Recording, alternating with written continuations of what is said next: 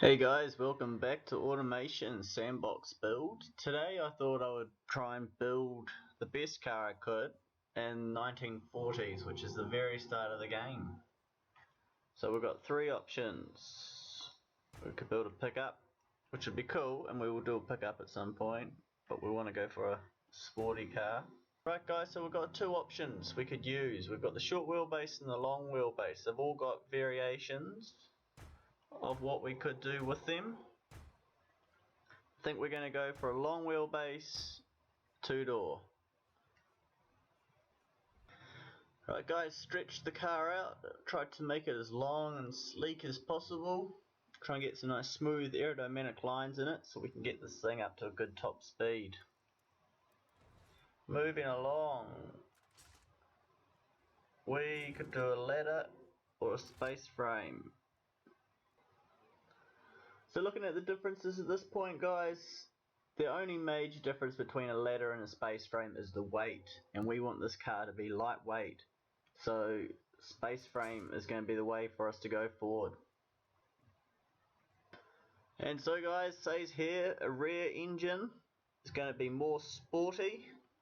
Rear it is. Double wishbone front end, more sporty. Double wishbone rear end. Super lightweight aluminium panels is going to be the way to go. So there we have it guys, there's the chassis. Let's put some bits on it and make it look more like a car, eh? And there we have it guys, I've gone for the sleek minimal sort of look. Long sort of sloping front headlights. Just a regular sort of style doorknob. Some louvered rear end with a small sort of lip spoiler. And just some small sort of minimal tail lights there.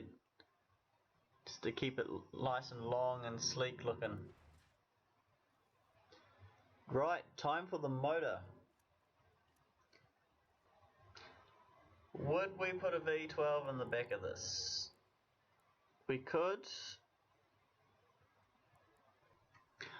Right guys, so let's compare, eh? Let's see what we can get a big 8 litre V8 in here and see what sort of power we can produce out of that.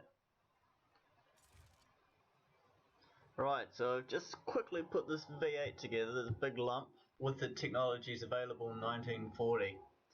We can only really produce about 250 horsepower before this engine starts to give up. And we're just looking at the graph here. And let's compare it and see what a V12 would offer us.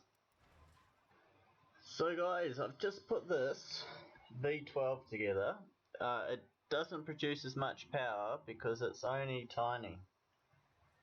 It's only 3.8 litre. So, but I think it'd be quite neat to go with the V12. Just something a bit different, a little bit more expensive. Right guys, there does seem to be this slight glitch with this car. The exhaust doesn't quite line up. As you can see, it's coming out the back of the car here. Let's just break it down and have a look. Heaps of room for our ginormous V12 in the rear. And then with all the rest of the bits on it. And then the engine there with the space frame. Obviously that's something they'll fix. So you can see it's got plenty of room, and our louvered rear end should supply a lot of cooling. Right guys, so anyway, I'm going to go back, just spice up this motor a little bit, try and get some more horsepower out of it, and then we'll continue on the build. Right guys, here we have it. I've built the V12. It's going to produce 172 horsepower safely. It is very cool. I do like it. Something a little bit different.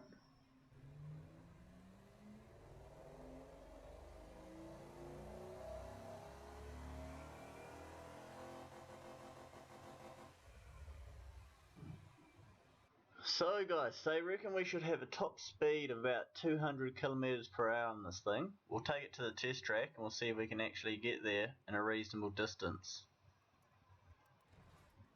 Alright guys, looking at the wheels, we may have a problem with the amount of horsepower we're producing with the wheels that are available at the time.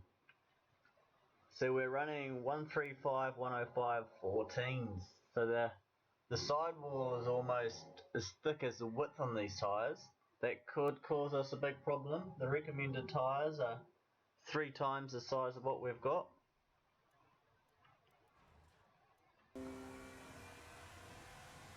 Okay guys, we're back into the test. As you can look, that we're not even using a quarter throttle in this thing. That open diff and that 4-speed and those tiny tyres is not making for a very effective car. We're going to have to go back and sort of rethink this a bit and just change our design. I think absolute horsepower is just not going to be the best way to do it. Alright guys, I'm back. So we'll put some tiny 11-inch wheels on this car and the biggest rubber I could, and we're finally able to get all that throttle down in top gear so we can use all that power, because there's no point having all that power if we can't use it.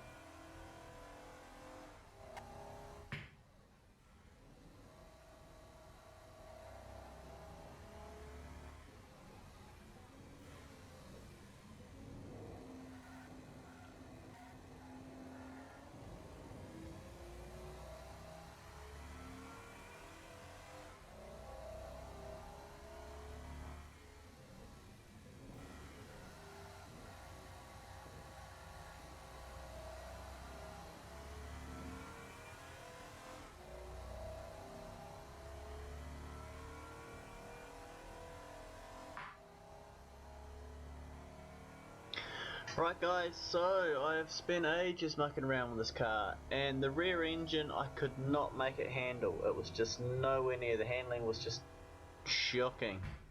So I put the engine in the front, changed the suspension around a little bit, and the car is going great guns. So not as unique as I thought, but research and development, that's the key. This thing can actually go around corners now. So we'll carry on.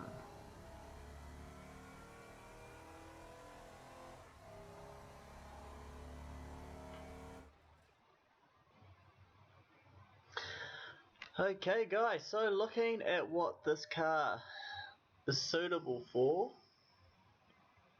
comes in at $16,769. I guess that's a lot of money for 1940. We convertible sports budget, so we've got a slight sort of market there. The hypercar crowd, GT crowd, so the sports car, so it has made it into the sports car sort of market, and the muscle premium and the muscle. So we didn't quite make it into a track car, but then again, 1940, not surprised. Premium budget car. So yeah, not exactly where I thought we'd end up, but then at the same time, I'm not entirely surprised. Well, there you guys have it. That is the 1940s inspired race car. Obviously back then they didn't have purpose-built race cars. They used to just take the road cars and hoon them around the streets and then on to the racetracks. Didn't end up exactly where I thought it would, but nevertheless that was very interesting, and I guess we will do another build next time. there's any particular builds you're interested in seeing, let me know. Make sure you subscribe so you don't miss out. Ways to support the channel in the description below. And until next time, guys.